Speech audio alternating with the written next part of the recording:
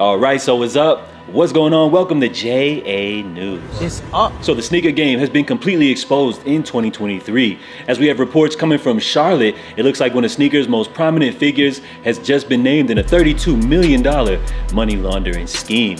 Was it all a facade? Stay tuned. We got all the details, plus the latest and greatest in sneaker news and updates, and it's coming right up next. All right, so I appreciate y'all. Salute to everybody for tuning in. Before we get into today's big story, a couple of quick updates to get into. Of course, it's that time of year. People are getting ready and prepared for the upcoming holiday season, but just be aware while you're out shopping at your local Nike outlet, you may run into a situation such as this.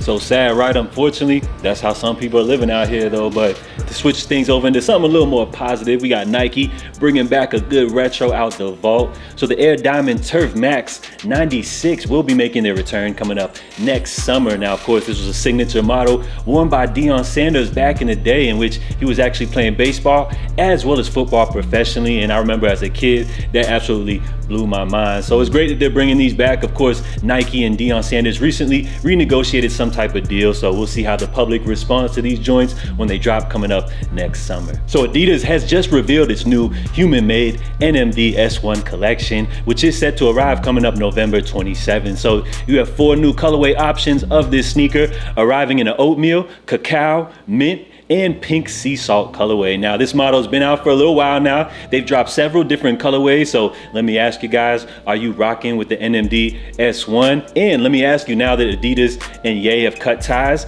is Pharrell Adidas' biggest collaborator? And we got an interesting new colorway for the New Balance 610 on the way. Now, this is a model that New Balance has pumped out many colorways, some hits, others misses, but it's definitely a sneaker that I enjoy, something that I own, and I just missed out on that cow pair, which recently sold out really quick. And like I mentioned, we have another new interesting real tree camo version on the way. So as you see, the real tree camo is the mesh base, and then you have some like brown suede overlays on top of that, making out a real interesting looking outdoor type of sneaker. So I'm a fan of these. Be on the lookout for these coming soon, and retail should be 140 bucks on these. And speaking of real tree New Balance sneakers, I've also learned that we should see a 990 V6 camo version on the way as well. I haven't seen images of them yet, but I could just imagine that those joints are going to be very interesting as well. So taking a look at these, I feel like from the top they look even better, and maybe a pair that I may actually look to go ahead and pick up. And we got a Travis Scott update, which according to Z Sneakerheads,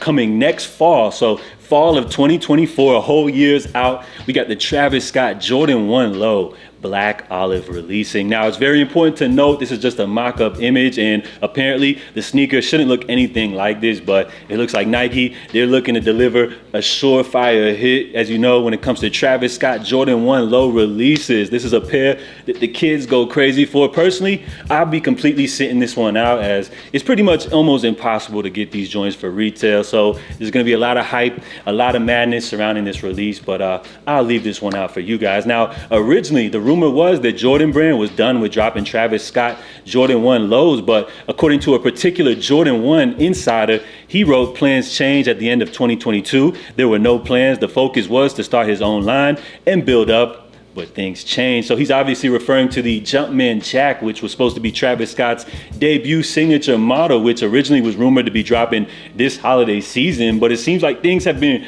real quiet upon that release. So could it be maybe Nike has changed plans and are pushing these back to 2024? We'll have to wait and see. Or could it be that, you know, the reception online wasn't too positive, and maybe Nike has went back to the drawing board and are looking to deliver a sure hit coming up next fall? Because we know any Jordan 1 Travis Scott Low that drops in any colorway is going to go absolutely crazy. So be on the lookout for these joints dropping next year. All right, and lastly, for today's big story, this is a wild one, and it's looking like the sneaker game is being exposed in 2023. It's looking like things might just all be a facade, as we got a report last night coming from Charlotte that a prominent business owner in the community was being named in a multi-million-dollar money laundering suit. Now, at the time that the report first broke, we didn't know the name, but now it looked like it's coming out that it's none other than James Whitner of the Whitaker Group, who are behind Ama Maniere, Social Status, and more. So it looks like he's being named in a $32 million money laundering suit. So apparently this is how the whole thing went down. Now, allegedly, James Whitner has been backdooring products to a certain individual in China since 2016. Now, in exchange for these products, of course, that individual based in China would then pay a broker whose name goes by Antoine Freeman, who's under Mr. Whitner. He would then deposit the funds through a business called the Foundation, which actually has no physical retail location. And it seems like this is where the IRS kind of caught on to things. So almost $1.2 million in cash was recently seized from Mr. Freeman's apartment. And remember, this is the guy that was collecting the funds for James Whitner. And it looks like over the course of 5 years, they're being accused of laundering over $32 million.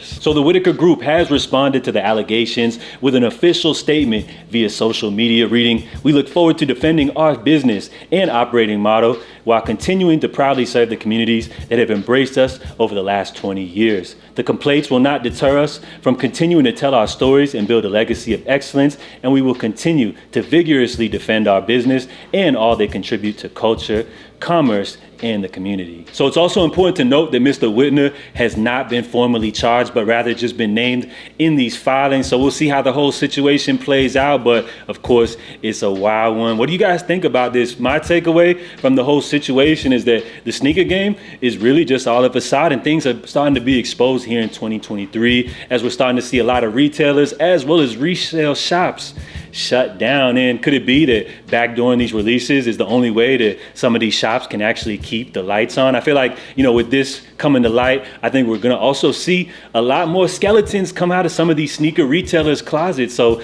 let me know what you guys think down below. And according to a lot of insiders, this has been common practice in the industry. And on top of backdooring products to China, a lot of these retailers are actually selling their products on StockX and GOAT, backdooring them early before the release. And they're doing things like this just to stay alive. So we'll see how things go. Do you guys feel like James Whitner was targeted in this whole situation? What are your thoughts overall? And what do you think of sneakers in 2023? We're going to wrap things up right here. Salute to everybody for tuning in. And of course, I'll catch you guys tomorrow for the latest edition of JA News. Make sure y'all stay safe, stay blessed, and I'm out, y'all. Love.